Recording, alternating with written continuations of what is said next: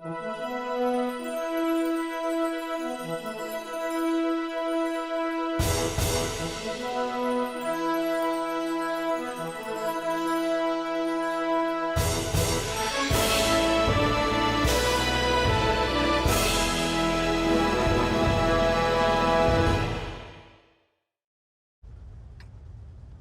back to What Arty Noobs with General Disturbance. This is the 105 leFH18B2, the French Tier 5 premium SPG that you know as a leFH or a leaf blower. We know it's a VT La Pew Pew. This one's located on the northeast spawn of Arctic region under the command of Deathnub. Game on. Well, actually a German Arty, not a French one, even though Wargaming decided to put it in the French tech tree. In actual fact, it is German because they captured Char B1s and then turned them into artillery pieces. Well, not a lot of them, only 16, and we don't know where they ended up. But it would have been interesting to know because we've got photographs of them, and yes, they did have German markings on them. This one has French markings. That's very inventive, Wargaming. Well, it's a 105mm light field howitzer capable of 410 alpha, 53mm of pen, and standard reload 8.92 seconds. But we can see Deathnub's got it down to 7.85. And healthy number of tanks going down the normal route to the south. And a few of the enemy are now been spotted.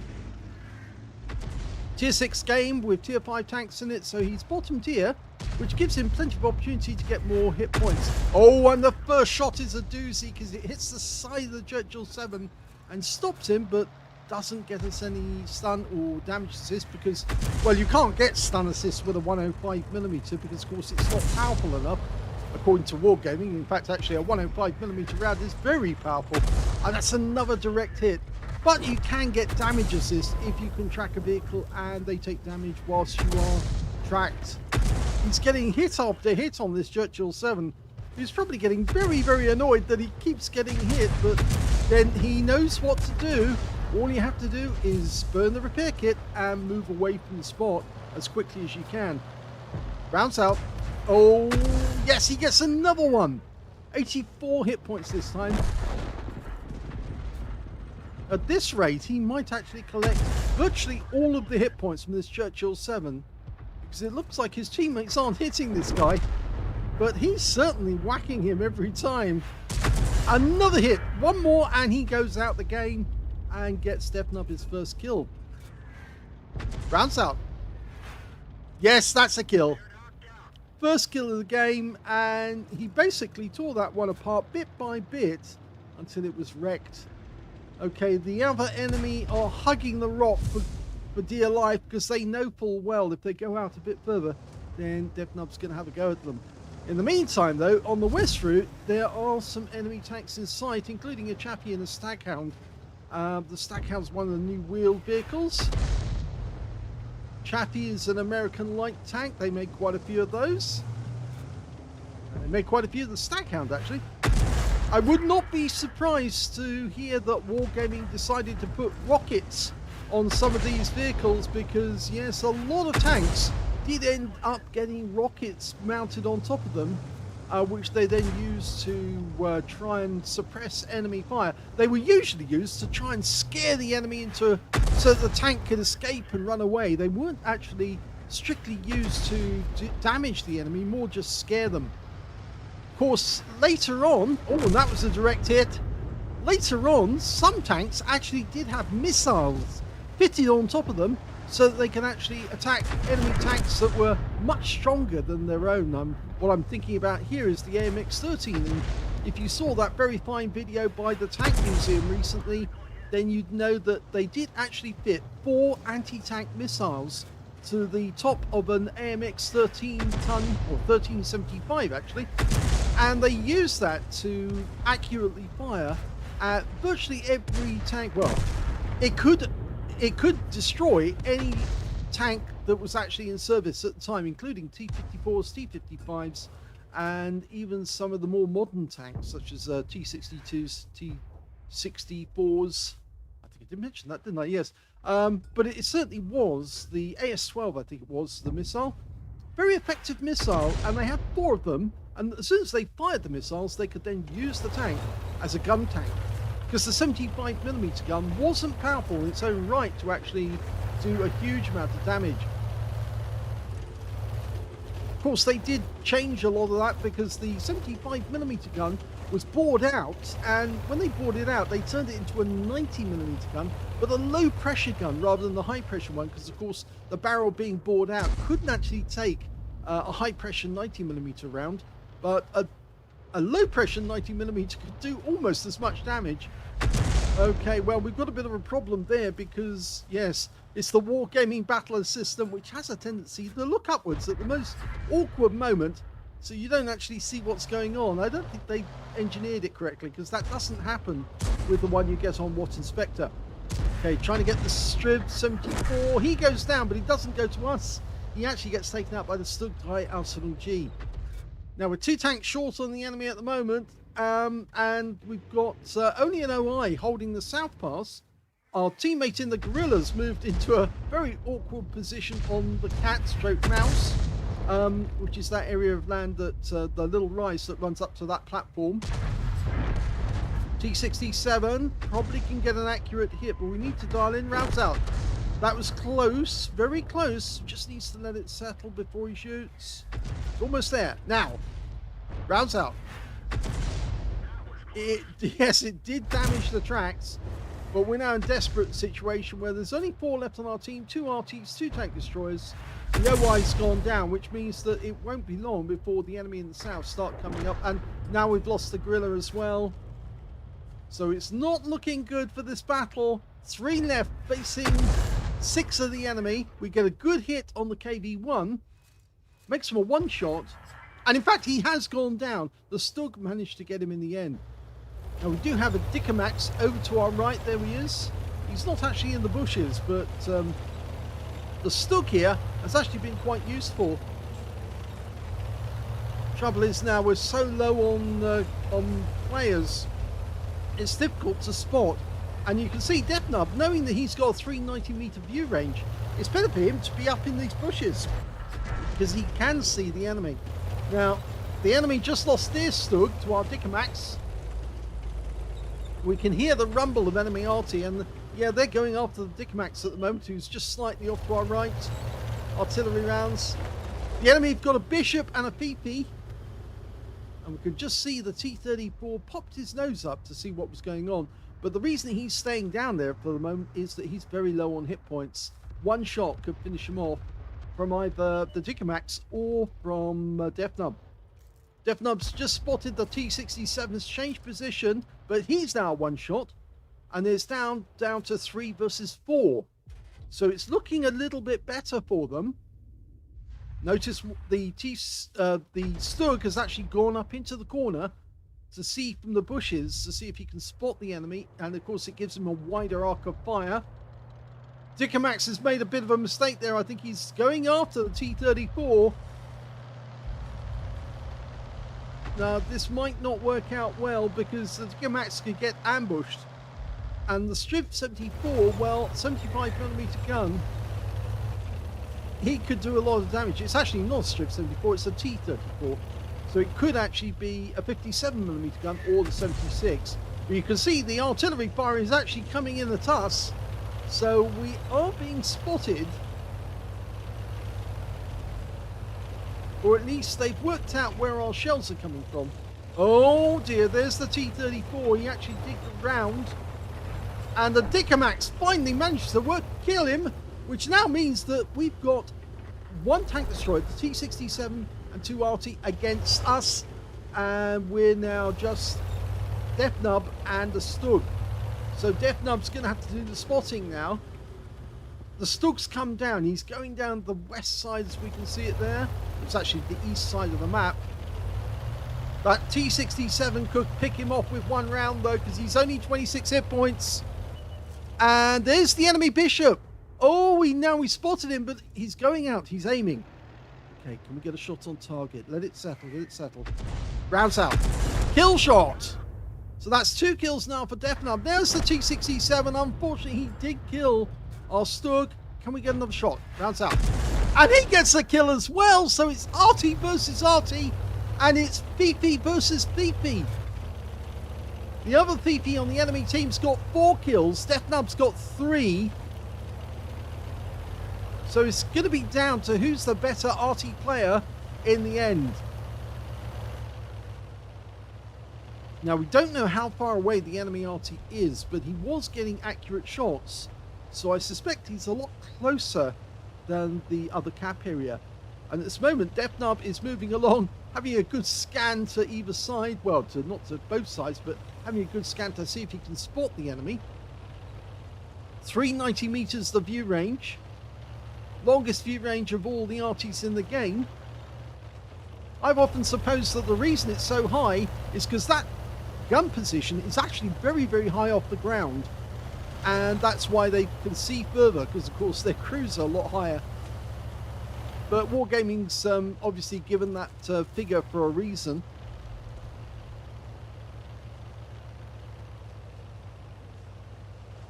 No. Oh, he's found him. Now, who's going to be the quicker? Well, Deathnub gets a direct hit with his first shot. But as this guy is backing up, it could be either one of them will get it. Oh, we mucked that one up, but now he's moving towards the enemy. Okay, this is going to be difficult. It might be better for him to pull back rather than go forward. He's trying to auto-aim. You shouldn't auto-aim under these circumstances. This is his aim view at the moment. He's actually watching through aim view, trying to see what the guy's doing. It is actually better to be in manual control. And now he comes around the corner. Oh, now he was lucky not to get wiped out with that, but who's going to fire first? We're in reload. And next one is going to be a hit. And unfortunately, it's the enemy Arty who gets the kill.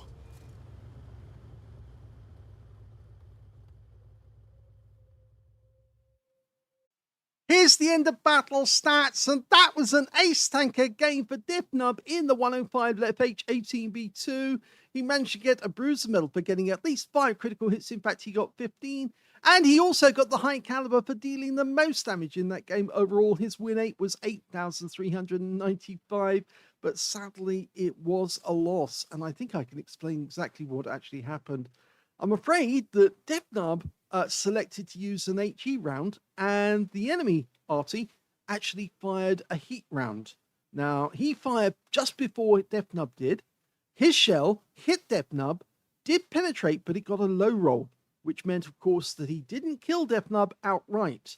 But Deathnub was so close to the enemy tank that when he fired his HE round, it exploded against the enemy tank, and the explosion caught Deathnub too, and he died. So it was his own shot that killed him. And even though it says there, destroyed by shot, Deathnub. So yeah, his own HE round let him down there. Sometimes it's better to be a little further away from the enemy rather than too close. And in this case, it's worked out very bad for him because he was so close to the enemy. He was guaranteed to get a hit, but the hit was actually himself, not the enemy. So yeah, unfortunate that, but that's the way it happens. I guess the other Arty player felt more comfortable actually firing a heat round because he knew that he would get a penetration. But unfortunately, Deathnub didn't use that. He actually still had 8 heat rounds available, but he decided that HE would be better, and it turned out it wasn't. But anyway, let's have a look at team score. Well, the highest damage was 2,569 hit points, and that went to Deathnub, and he picked up the high caliber. Second highest damage was the heavy tank number 6 on the enemy team, who got 2,540 hit points, so only 26 hit points behind.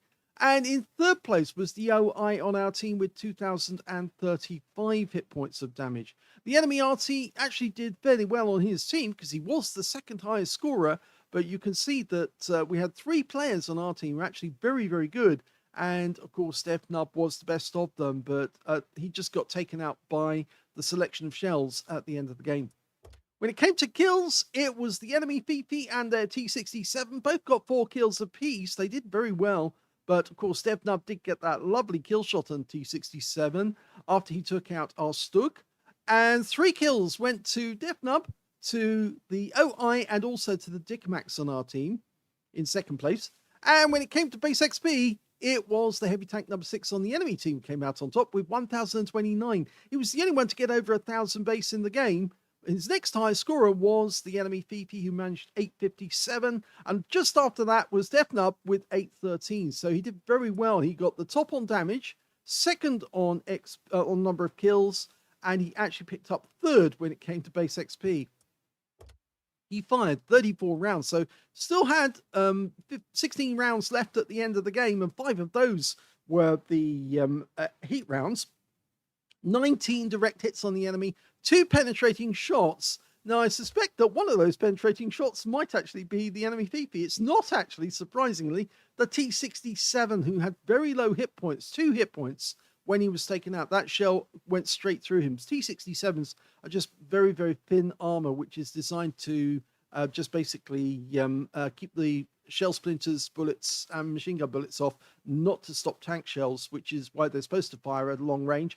The other one was the Bishop. Again, he has just a gun shield around, or casement around the actual howitzer, which is, or 25-pounder howitzer. Again, it's just supposed to stop the shell splinters and bullets. It's not supposed to stop a shell. He did get a direct hit. It went right through and annihilated that Bishop.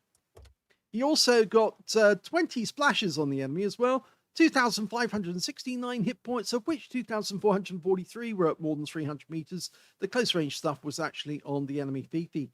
He got 1 hit received. It was a penetrating shot. That was actually the heat round from the enemy Arty, which did penetrate him just before he fired, a split second or so before he fired. And 1 hit received by way of splash damage. Yes, the enemy Arty did get a hit on him as well. And I suppose technically you can count that splash hit might be his own hit as well. The own shell he fired, which then splashed onto him. Because, of course, he was closer than 2 meters when he fired it. And, of course, he died. 2 enemy vehicles spotted, 8 enemy vehicles damaged, 3 killed. So, yes, missed out on getting a Confederate as well. And 447 hit points of damage assistance. Now, he did earn a profit. On a premium account, he got 110,001 credits from that game. Got a 55,000 mission completion bonus. And he also got Courageous Resistance Award because, of course, he got a Battle Hero medal in terms of the high caliber. On top of that, he got 25 bonds for another mission achievement and 2,659 experience points as well as the Courageous Resistance there to beef up his score to that of those for the winning team.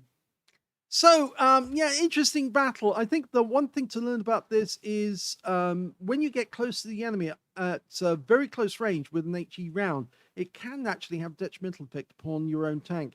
We saw a replay a while back, a few weeks ago, or maybe even a week ago, 2 weeks ago, it's more than 2 weeks ago, where a Fifi actually attacked a medium tank, which was a Matilda actually, and he was shooting the Matilda in the back of the turret. Now, that was far enough away from the actual howitzer that he didn't get hit by his own splash every time he fired. But the shell was hitting and smacking the Matilda in the back of the turret every time and detonating. And so, yes, he could do that at that range, even though he was basically grappling with the guy with his the front of the Fifi right up against the rear of the Matilda. But if that had been the other way round, if the Matilda had actually been facing him, that might have been a different story, because he would have been closer than 2 meters when the shell was actually exploding. And then he might have taken damage from his own splash, which is what actually happened to Deathnub. So my advice in those circumstances is don't try to face grapple with the enemy. What you should be doing, and what Deathnub didn't do, which I was suggesting during the actual battle, is to go to manual aim. Because if you try to auto-aim onto the target to guarantee that the shot actually hits the target, you may be too close and it may auto-aim onto something which then splashes back at you. It certainly might hit the front of the vehicle, which is where the heavy armor is, if you auto-aim, not the gun shield, which is actually the weak spot. And if you manually aim, you can actually put the cursor over the actual gun shield itself, and that should enable you to get a penetrating shot straight off the mark. And if Deathnub had actually got the penetrating shot on the enemy at the right moment, instead of getting a shot that actually splashed back, he might have taken out the enemy Arty, but he might have taken out himself at the same moment. If he fired before the enemy Arty did, then both would have died and it would have been a draw. As it was, it turned out to be a defeat because of the order in which the shells fired. But he didn't know that the enemy had switched to heat. at that precise moment. But there you go. It sometimes happens like this. I would say the best thing to do is to stay a little way back and try and force the other enemy Arty to making a mistake by forcing him to come forward so that you could then get a manual shot onto him and hopefully then get a kill shot. Potentially, if he stayed behind that bunker and Deathnub stayed the other side of the bunker, it would have been a draw anyway because they would have stalemated each other because neither would want to come forward and attack each other. But as it is, because Deathnub was aggressive and he wanted the win, he was determined to go in and get that win for his team. And unfortunately, it went against him. But he just didn't know that that was going to happen in that order. So there you go. Good try, Deathnub. Very aggressive, very good, trying for the win, and unfortunately failed on this occasion. But he probably won't make the same mistake twice. In fact, I think next time he won't try to face hug somebody. He will actually try to fire from far enough away that he doesn't splash onto himself. If you enjoyed that replay, please give this video a like. Do subscribe to our channel. Leave a little comment down below because it feeds the algorithm. And thank you for watching.